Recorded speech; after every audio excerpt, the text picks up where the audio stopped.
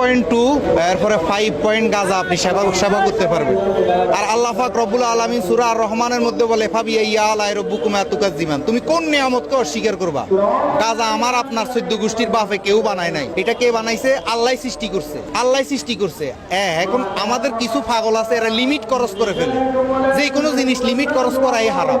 সরকারি আইন আছে আমরা 2.2 গ্রাম গ্রহণ করতে পারবেন। এখন আপনি যারা গাঁজা খায় এদেরকে আপনি মদকা দর্পণে দিতে পারেন, এদের কারণে আপনি মাজার ভাঙতে পারেন না।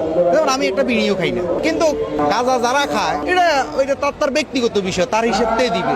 আল্লাহ সৃষ্টি করছে, যদি একবারে নিষিদ্ধই হইতো তাহলে আল্লাহ তো বন্ধ করে দিতে পারে। আল্লাহ এটা সৃষ্টি করে কেন? আল্লাহ এই বর্ডার দিয়া বিডিআর, আর্মি, এসএসএফ, এই গ্র্যান্ড বোমা হামলা সব কিছুর বেড়িবাঁধ পার করি এই গাঁজা কেন আমাদের কাছে পর্যন্ত পৌঁছে?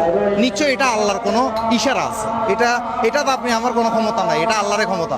এখান থেকে একটা নারী, যে সুন্দর নারী, যে আমরা দুজন একসাথে যাচ্ছি, দুজনের পলক কিন্তু সেই নারীর দিকে যাবে, এটা আর শয়তান আদুবুল ইনসান, শয়তান তো মানুষের শত্রু, ধোঁকা দিতেই পারে। তো এই নারীর দিকে যখন চোখ যাবে তাহলে এটাকে কিভাবে আমরা এটা হেফাজত? শোকের বিষয়, এটা আনন্দের বিষয়। একটা সুন্দর নারী আমার সামনে দিয়ে যাচ্ছে, তার সৌন্দর্য লাবণ্যতা দেখতে পারছি, আল্লাহ বলছে আমার সৌন্দর্যকে উপভোগ করো। তো একটা নারী যাচ্ছে, আমি তো এটা উপভোগ করবো, আনন্দের বিষয়। আল্লাহ তো বলছে সুন্দর জিনিস, কেন আমি কুখেয়াল করব না, আমি ওর দিকে কুখেয়াল করব না। আল্লাহ এর দিকে তাকাইয়া ভাববো যে আল্লাহ কত সুন্দর, আহা এই নারীটা এত সুন্দর।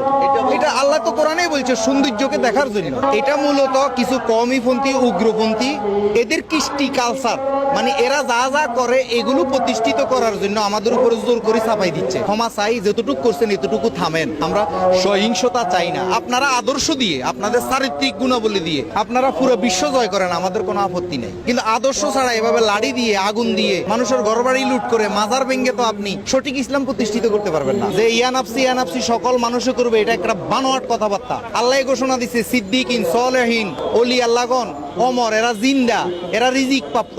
তাইলে এদেরকে মানুষের কাতারে পড়ে না, মানুষের কাতারে তারাই পড়ে। সূরা ফুরকানের 27 নম্বর আয়াতে আসছে, জালিমগণ কাল কিয়ামত দিবসে আফসোস করবে কেন একজন ওলির সাথে, রাসূলের সাথে সম্পর্ক করে নাই।